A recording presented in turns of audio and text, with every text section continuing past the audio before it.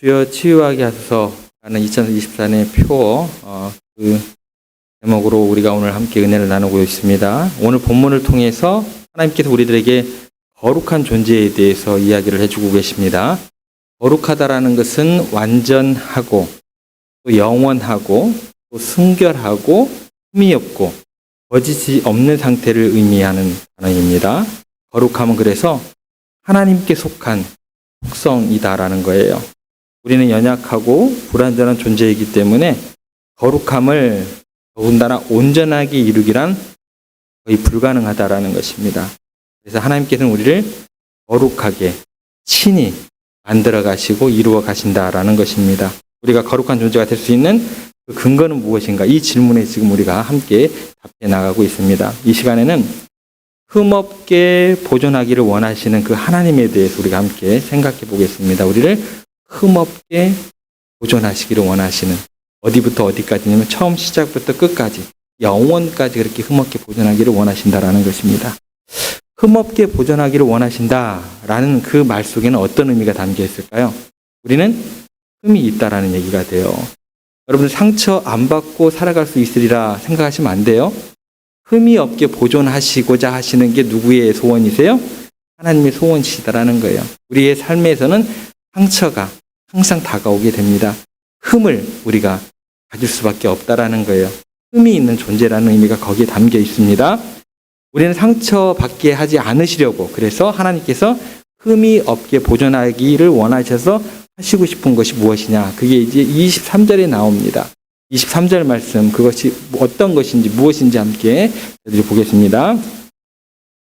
함께 읽습니다. 평강의 하나님이 친히 너희를 온전하게 거룩하게 하시고 또 너희의 온 영과 혼과 몸이 우리 주 예수 그리스도께서 강림하실 때에 흠없게 보존되기를 원하노라. 여기 보시면 세 가지 중요한 요소가 나옵니다. 영, 혼, 몸. 이게 세 가지가 나옵니다. 이게 원래 이제 헬라 문화에서, 그리스 문화에서는 인간의 세 가지 구성 요소를 이야기할 때 영, 혼, 몸 이렇게 이야기를 합니다. 성경에서는 꼭 이렇게 세 가지로 이야기하지는 않습니다. 근데 여기서는 영, 혼, 몸 이 세 가지를 이야기를 하고 있습니다. 지금 어떤 상황이냐? 데살로니가 교인들은 환난과 핍박을 굉장히 많이 받고 있어요. 너무나 힘들어요.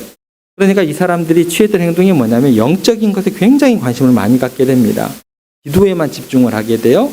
그러니까 영적인 것들에 굉장히 민감하고 그것이 그들의 모든 어떤 신앙생활의 전부가 되더라는 거예요. 그러니까 삶이 힘들다 보니까 너무나 스트레스를 받는 거예요. 그 스트레스가 이루 말할 수 없는 상황이고, 그렇게 스트레스를 많이 받다 보니까 몸이 망가지는 것은 말할 것도 없고, 이게 잘못하다가 정신까지 피폐해질 것 같아요. 그런데 이 사람들이 집중하는 건 뭐예요? 영에만 집중하는 거예요. 영에만.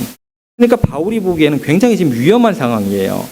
신앙생활 잘하는 것 같은데 가을이 판단하기에는 굉장히 위험하다. 정신도 위험하고 그들의 몸도 위험하다. 건강 상태로 굉장히 약해져 있는 상황이거든요. 그래서 바울이 판단하기는 굉장히 위험해 보였어요.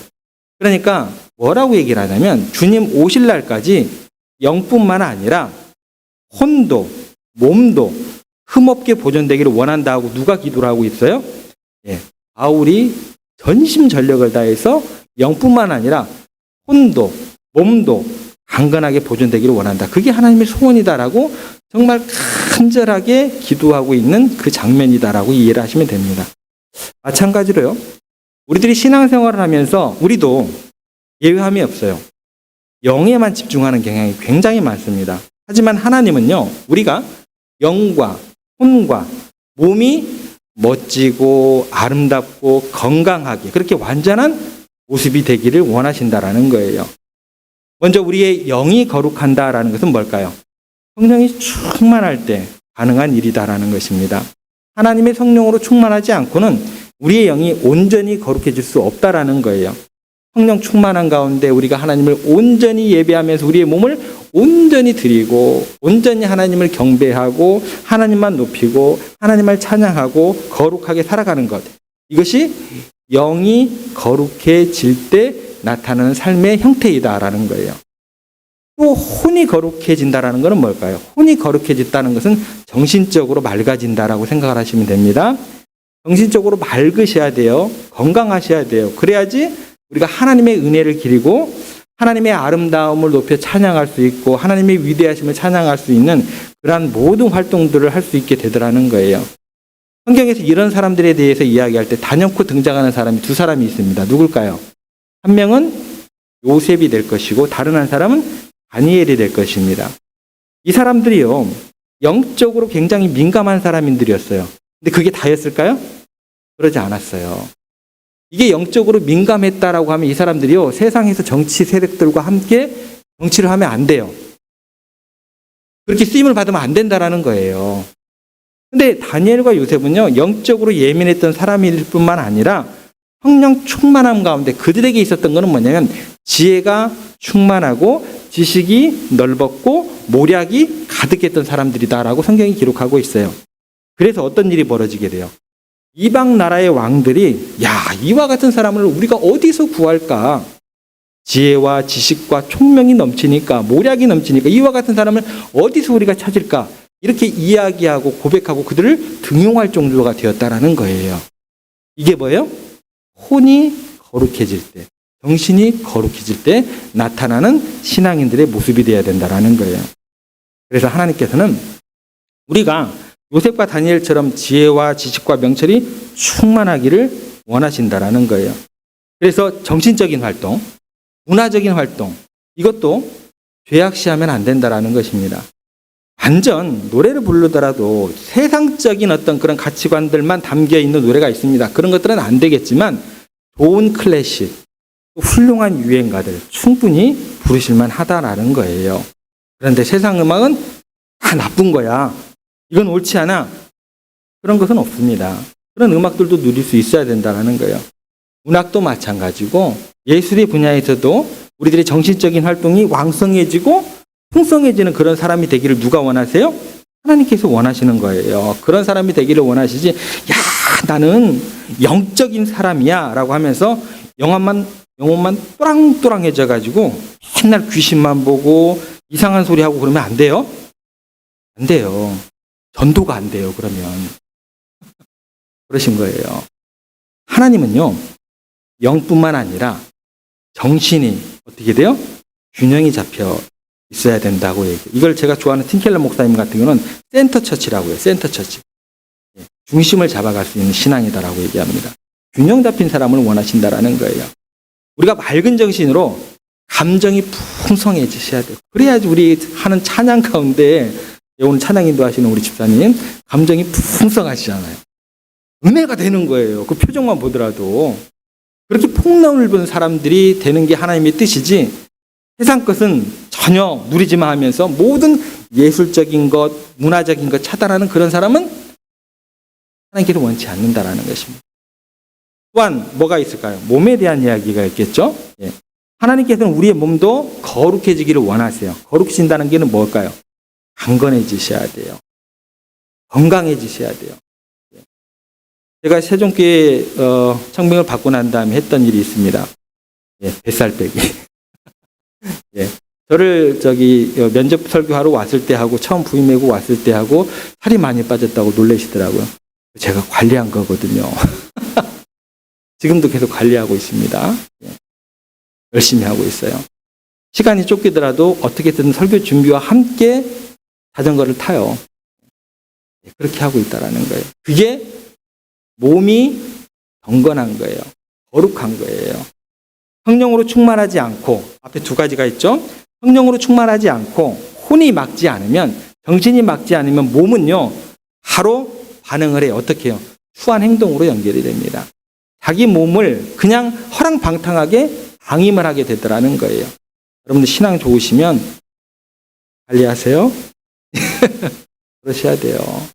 영, 혼, 몸 모든 것이 아름답고 거룩해지기를 원하시는 게 하나님의 뜻이다라는 거예요.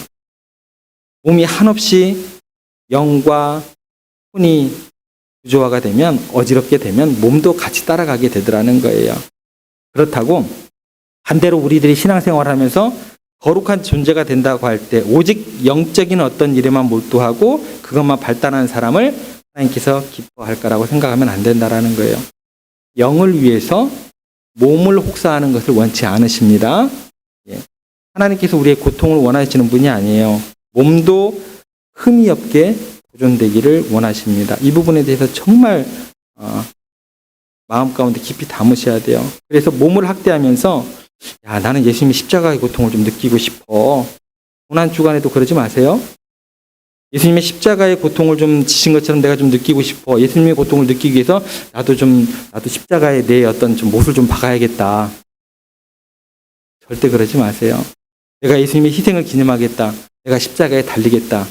이런 거 절대 하시면 안 됩니다. 우리의 몸이 흠이 없게 보존되기를 원하시기 때문에 누가 대신 십자가를 지셨는데요? 예수님께서 대신 십자가를 지셨어요. 그거 헛되게 하실래요? 그럼 십자가에 못 박으세요.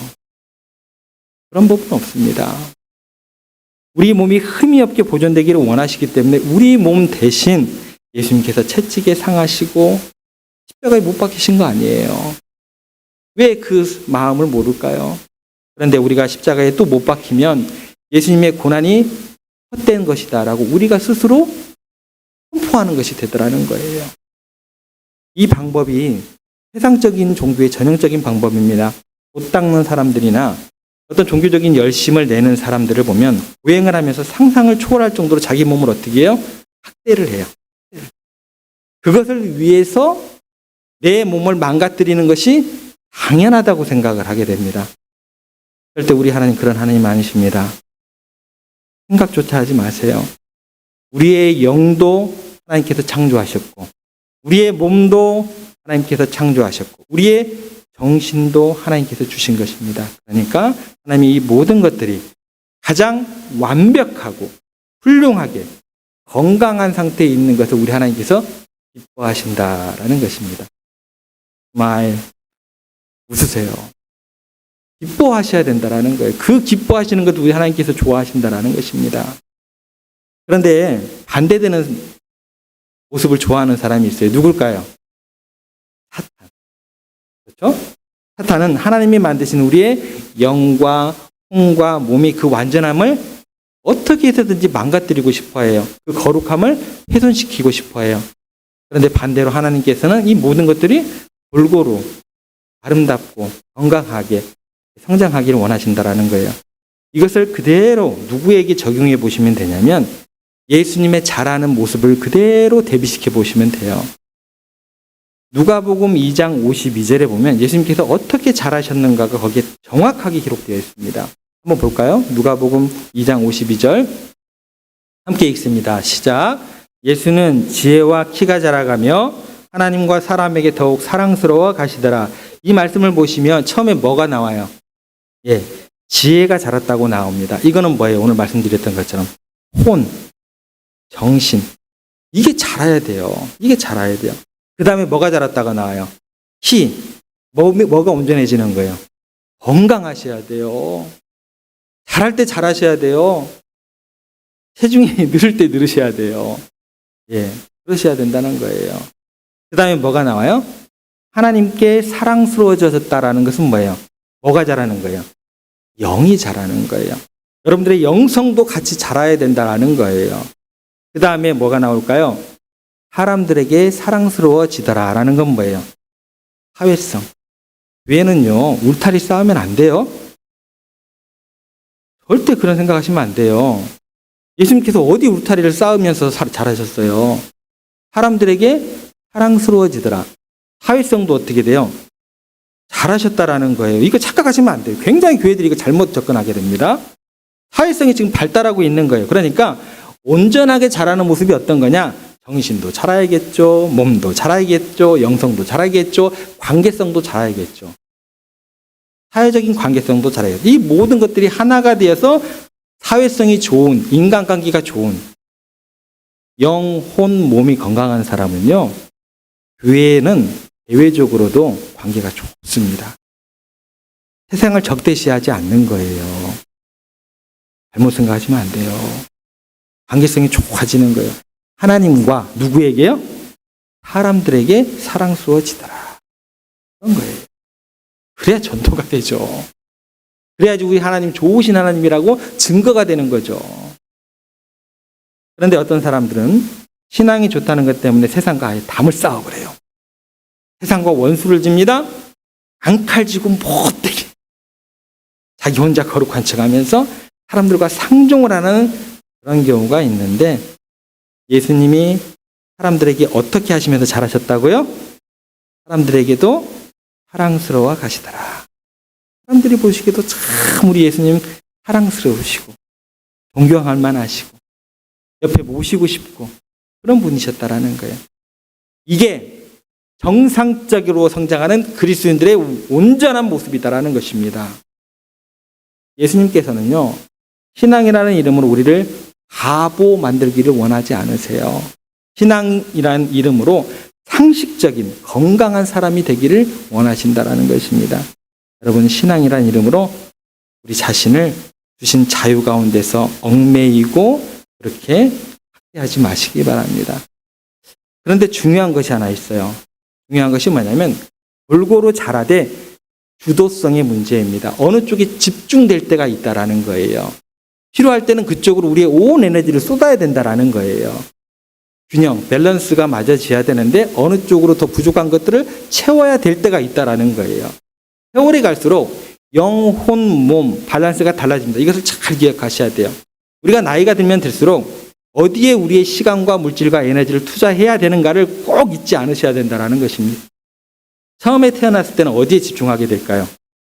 영혼, 몸 중에 어딜까요? 한번 생각해 보세요. 어딜까요? 예, 맞아요. 몸이에요. 처음에 태어났을 때는. 온통 육이 자라는 데만 모든 시각과 노력이 다 기울어집니다. 갓난아이들 보면 그래서 어떻게 돼요?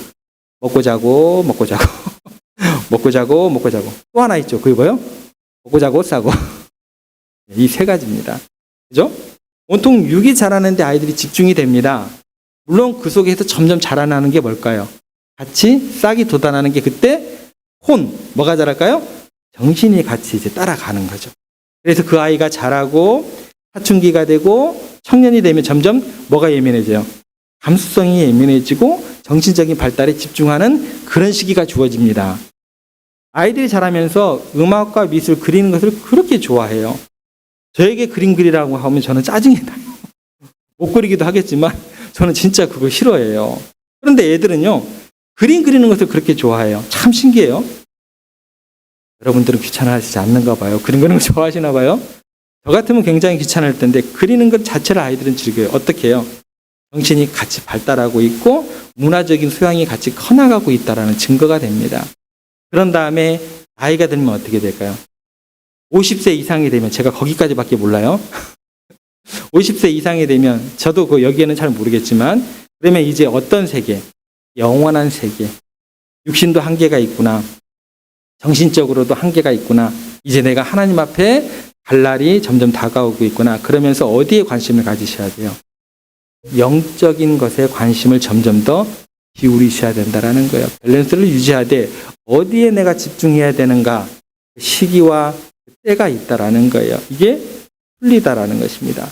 그래서 이거를 사도 바울은 이 현상을 자기 몸으로 느끼면서 다음과 같이 이야기를 합니다. 고린도후서 4장 16절 말씀 한번 보세요. 사도 바울이 이것을 자기 몸으로 느끼면서 어떤 이야기를 우리에게 해주고 있냐면 함께 읽습니다. 시작. 그러므로 우리가 아니하노니 우리의 겉사람은 낡아지나 우리의 속사람은 날로 새로워지도다. 여기 보면 그러므로 우리가 그 다음에 뭐 한다고 나와요? 낙심하지 아니하노니. 낙심하지 아니한다는 뭐예요? 지금 낙심이 될 수밖에 없다라는 거예요. 굉장히 속상한 거예요. 왜 속상했을까요? 저도 지금 여러분들의 얼굴이 또랑또랑하게 제 시야에 안 들어와요. 언제부터 이런 현상이 나타났냐? 40부터. 그래서 제가 안과에 갔더랬죠? 그랬더니 저한테 답답하는 말이 노안이 왔다라는 거예요. 아니 선생님 40밖에 안 됐는데 어떻게 노안이 올 수 있냐고. 원래 그래요. 40부터 노안이 옵니다. 그게 정상이래요. 몸이 쇠해져 가고 있는데 눈부터 쇠해져 가더라고요. 그리고 청년들하고 하면 축구를 한번 할래 치면 다리가 막 후들후들 떨려요. 그래서 깨달았습니다. 아, 사람은 후패해지는구나. 이걸 받아들이고 있는 과정 중에 있습니다. 예. 어찌되었건 겉사람은 후패해 가고 있는데 정신도 후퇴하고 영까지 낡아지면 이건 큰일 나는 거예요. 큰일 나는 겁니다. 그런데 성신교에서 뭐라고 해요? 낙심하지 않는 이유가 뭐냐면 다 같이 무너지는 게 아니고 속사람, 뭐죠? 영이 날마다 새로워지고 강해지고 맑아지고 아름다워지기 때문에 사람의 외모는 초라해져 가지만 속사람이 날마다 새로워지기 때문에 그 사람을 만나면 대화에 깊이가 있고 그 영이 새로워지는 걸 다른 사람이 느끼게 되더라는 것입니다. 그러니까 세월이 갈수록 뭐가 새로워져야 돼요? 영이 강해지고 젊어지고 아름답게 만들어 가셔야 된다라는 거예요. 세월이 가는데 거꾸로 육적인 사람이 되면 뭐예요? 비참해지는 거예요. 세월이 가면 갈수록 영이 강한 사람, 육적인 것들은 이제 뭐예요? 자유하시는 거예요. 그래서 은퇴라는 것이 주어지게 됩니다. 그만큼 내공이 쌓인 거예요. 누가 뭐라고 해도 나는 하나님밖에 안 보여요. 누가 뭐라고 해도 내가 하나님만 제대로 섬기고 있고 하나님만 바라보고 있으면 상처가 되지 않아요. 은퇴하기 전에는 어때요? 야, 내가 그렇게 헌신을 했는데 나를 몰라주네. 어떻게 나한테 그런 소리를 할 수가 있어? 이게 은퇴하기 전의 모습이에요. 보면 안 좋은 것만 보여요. 은퇴하기 전에는. 그죠? 속상한 것만 보이고.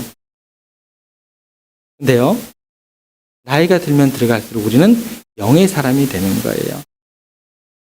그런데 그에 대해서도 육적인 사람이 되면 그건 절망밖에 우리 가운데 주어지는 것이 없더라는 거예요. 그러면 어떻게 하면 영이 강해지게 되느냐? 한번 생각해 볼 만하죠? 어렸을 때는 맨날 먹고 마시고 자라는데 시간을 많이 들였잖아요. 그래서 하나님께서 영이 맑아지게 하고 영이 건강해지기 위해서 하나님께서는 영이 맑아지라고 나이가 들면 들수록 새벽잠을 없애셨어요. 제가 새벽 예배 나오라는 얘기가 아니고요. 새벽잠을 없애셔서 새벽에 눈이 번쩍번쩍 떠있게 돼 있어요. 왜 그러냐? 기도하라고. 제가 새벽 기도 나오라는 얘기를 하는 건 아니고요. 영혼에 좀 시간을 투자하라고. 하나님께서 새벽잠을 없애시고 계시는데 새벽에 계속 자면 돼요, 안 돼요? 그러면 어떻게 되는 거예요? 육도 쇠하고 영도 쇠하는 것이라는 거예요.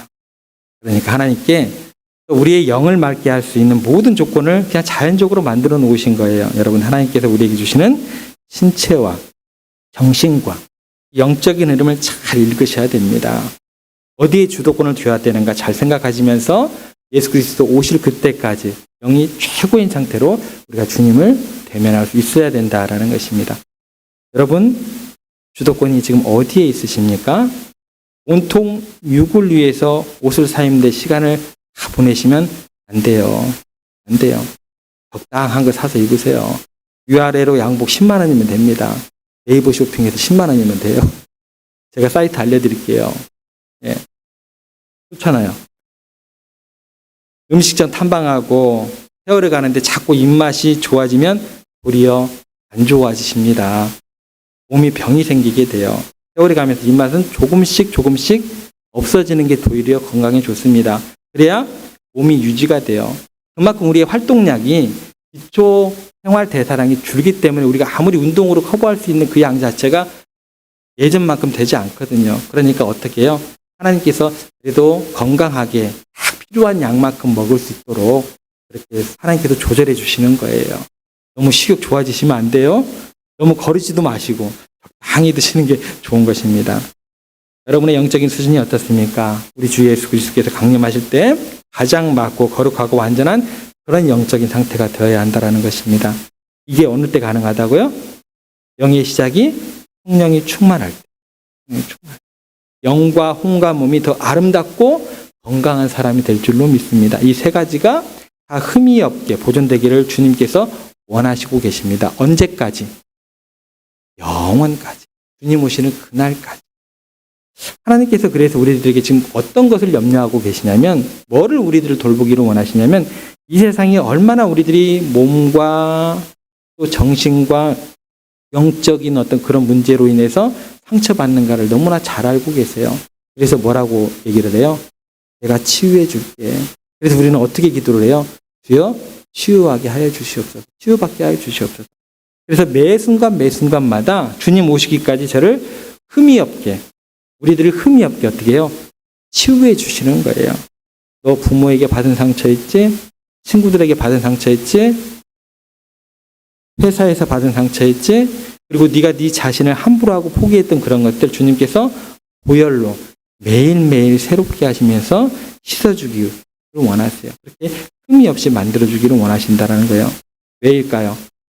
네 것이 아니라는 거예요. 네 영도 내 것이고 네 정신도 하나님의 것이고 네 육도 하나님의 것이다. 그렇기 때문에 내가 흠없이 온전히 내가 보호해주고 싶다. 치유해주고 싶다라는 것입니다. 세상에서 박해를 받고 오해를 받고 아픔 가운데 신음하고 계시면 그 누구 거예요? 내 것이 아니니까. 치유하기를 원하시는 주님께 맡기세요. 안 맡기면은요, 그 굴레에서 못 벗어나십니다. 맡기셔야 돼요.